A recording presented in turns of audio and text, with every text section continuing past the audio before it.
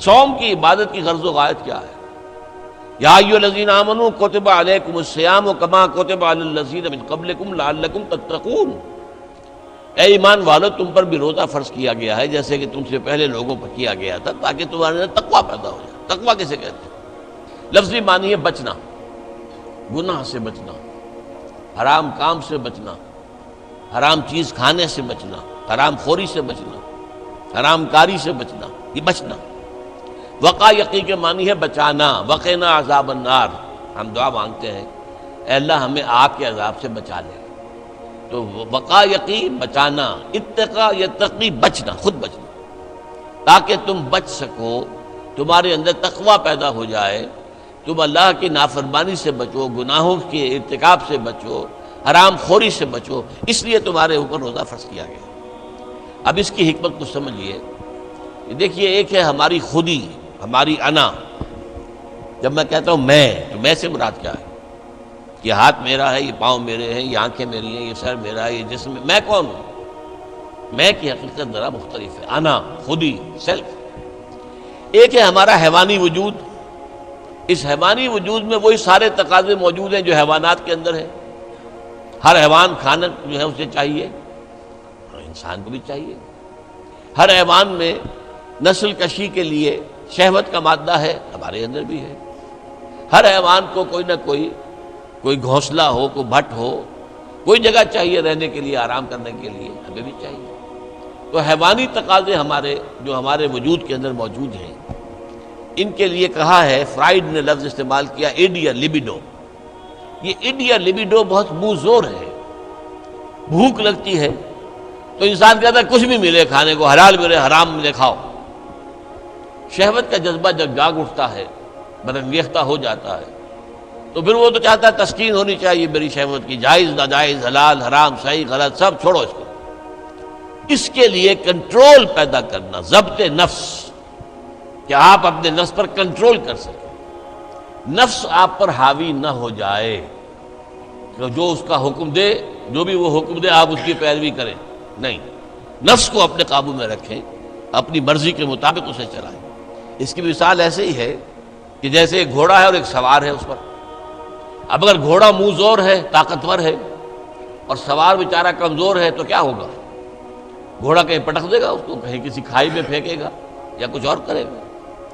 لیکن اگر سوار بھی طاقتور ہے اور اس نے گھوڑے کو دبایا ہوا اپنے دونوں رانوں کے درمیان، گھوڑا محسوس کر رہا ہے کہ میرے اوپر جو بیٹھا ہے وہ جاندار ہے، تو پھر ظاہر بات ہے کہ اب یہ گھوڑا سوار کی مرضی کے مطابق چلے گا، ذرا سا اشارہ ہوگا ادھر مڑ جائے گا۔ اسی طرح ہمارا یہ نفس ہے، یہ حیوانی وجود جو ہے، یہ گھوڑے کے مانند ہے، اور ہماری انا یا ہماری خودی یا ہماری سیلف یہ اس پر سوار ہے۔ اگر سیلف کمزور ہے، گھوڑا طاقتور ہے، تو انسان کی ہلاکت، بربادی ہے، تباہی ہے۔ نفس حاکم ہو گیا، نفس سے ہمارا کہ ہم غلام بن گئے، تباہی اور بربادی ہوگی۔ ہاں اگر آپ کی انا مضبوط ہے، آپ کی خودی طاقتور ہے، آپ کی سیلف جو ہے اس کے اندر طاقت ہے، تو یہ حیوانی وجود اب آپ کے کام آئے گا۔ گھوڑا جیسے آپ کو آپ کی مرضی کے مطابق لے کر جائے گا، منزل تک پہنچائے گا، ایسے اس حیوانی وجود کو استعمال کر کے آپ نیکیاں کمائیں گے، خیرات حسنات، اللہ کو راضی کرنے کے لیے کام کریں گے۔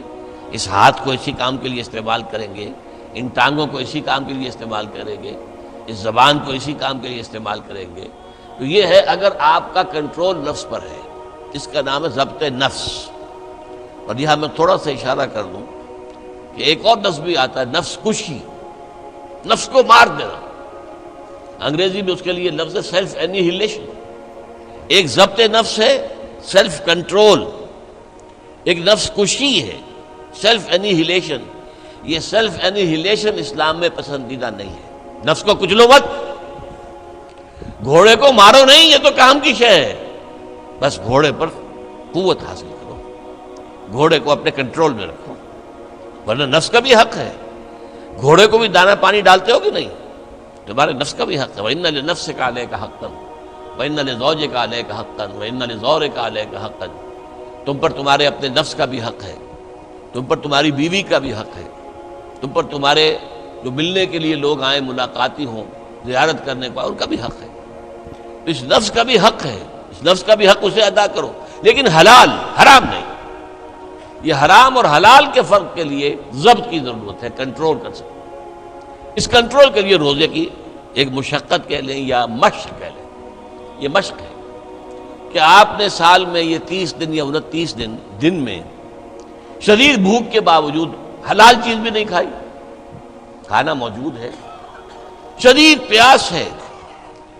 فرض کیجئے کہ آپ عین دوپہر میں دفتر سے یا کہیں کالج سے آپ آئے ہیں اور گھر پہنچے ہیں تو شدید پیاس کی وجہ سے، جب وہ موسم آ جائے گا جون کا اور مئی کے روزے جو ہیں تب معلوم ہوگا کہ روزہ کہتے کسے ہیں۔ ابھی تو ہم کچھ دنوں سے عادی ہو گئے، سردی میں روزے تھے، روزہ کچھ کہتا ہی نہیں تھا۔ اب بھی ذرا ہے، کچھ تھوڑا سا رنگ دکھا رہا ہے، لیکن اکتوبر کا مہینہ ہے، اس میں وہ گرمی تو نہیں ہے نا۔ لیکن ہو سکتا ہے کہ اس وقت اگر روزہ ہو تو گلے کے اندر کانٹے پڑے ہوئے ہوں گے پیاس کی وجہ سے، اور گھر میں پہنچے تو معلوم ہے پانی موجود ہے، فریج موجود ہے، ٹھنڈا پانی موجود ہے، برفاب اور بھی ڈرنکس موجود ہیں، روح افزا کی بوتل رکھی ہوئی ہے، نہیں پینی۔ کیوں؟ اللہ کی اجازت نہیں۔ یہ مشق آپ 30 دن کریں گے تو اس سے توقع ہے کہ آپ کے اندر یہ صلاحیت پیدا ہو جائے کہ بقیہ 11 مہینے حرام تو نہ کھائیں، ایک مہینے حلال بھی نہیں کھایا اللہ کے حکم کی وجہ سے، تو حرام اللہ نے کیا ہے نا، اللہ کا حکم ہے۔ 11 مہینے یہ تقویٰ پیدا ہو جانا چاہیے، یہ طاقت تمہارے اندر پیدا ہونی چاہیے، یہ صلاحیت پیدا ہونی چاہیے کہ حرام میں منہ مت مارو، حرام سے اجتناب کرو۔ یہی وجہ ہے، دیکھیے ذرا کڑوی بات آپ کو سنا رہا ہوں۔ فرض کیجئے ہیں روزے کی حالت میں آپ حرام کام کر رہے ہیں، کھانا تو نہیں کھا رہے، جھوٹ بول رہے ہیں تو حرام کام ہے، سودی کاروبار کر رہے ہیں، حرام کام ہے، رشوت لے رہے ہیں یا دے رہے ہیں، حرام کام ہے۔ عین روزے میں اگر یہ کام ہو رہا ہے تو پھر یہ روزہ بے معنی ہے۔ صرف کھانا پینا چھوڑ دیا تم نے، روزہ تو نہیں رکھا، یہ روزہ تو نہیں۔ حضور کی 2 حدیثیں آپ کو سنا رہا ہوں۔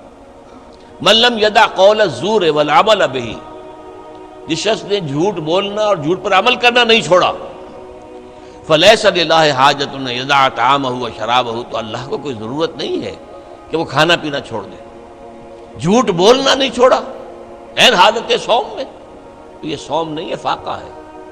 تم نے کھانا پینا چھوڑ دیا ہے، بس روزہ نہیں۔ نہ اس میں روزے کی حکمت پوری ہوگی، نہ روزے کی غرض و غایت پوری ہوگی، نہ روزے کی برکات، روزے کے انوار اس سے پیدا ہوں گے، بلکہ بس یہ ہے کہ آپ نے دن بھر میں فاقہ رکھا ہے، اللہ خیر صلی اللہ۔ اس طرح ایک اور حدیث میں آتا ہے، کم من صائم لیس من صیامہ الا الجوع، کتنے ہی روزہ رکھنے والے ایسے ہیں جنہیں اپنے روزے سے سوائے بھوک کے اور کچھ حاصل نہیں، بھوکا رہا، بس منہ بند کیے رکھا، باقی روزہ نہیں تھا۔ وہ جب عین روزے کی حالت میں جھوٹ بول رہا ہے یا جھوٹے عمل کے اوپر، جھوٹے کاروبار پر عمل کر رہا ہے تو یہ روزہ نہیں ہے۔ تو روزے میں کھانا اور پینا صرف یہ ترک کرنا نہیں ہے، بلکہ یہاں تک بھی آیا ہے کہ فرض کیجئے کہ کوئی شخص آپ سے جھگڑ رہا ہے، گالن گلوچ پہ اتر آیا ہے، تم یہ کہو کہ بھائی میں اس وقت کچھ نہیں کہہ سکتا، میں روزے سے ہوں، میں اس وقت تمہاری بات کا جواب نہیں دے سکتا، میں روزے سے ہوں۔ یہ بھی گویا کہ روزے کے تقاضوں میں سے ہے، جھگڑا نہ کیا جائے، فساد نہ کیا جائے،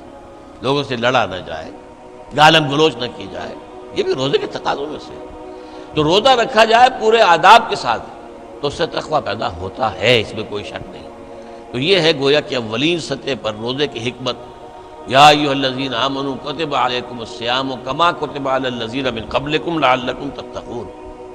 اب آئیے اگلی منزل، کچھ عرصے کے بعد پھر رمضان کے روزے فرض کر دیے گئے۔ شہر رمضان الذی انزل فیہ القرآن ھدی للناس وبینات من الھدی والفرقان فمن شہد منکم الشہر فلیصم۔ رمضان کا مبارک مہینہ وہ ہے جس میں قرآن نازل ہوا، اور قرآن کیا ہے؟ لوگوں کے لیے ہدایت، اور ہدایت اور حق و باطل میں امتیاز کی بینات، روشن چیزیں، واضح چیزیں، کھلی چیزیں، بین چیزیں۔ تو جو کوئی بھی تم میں سے پائے اس مہینے کو، نہ مریض ہو نہ بیمار ہو، موجود رہے اپنے گھر میں، فلیصم، تو لازم ہے اس پر کہ روزہ رکھے۔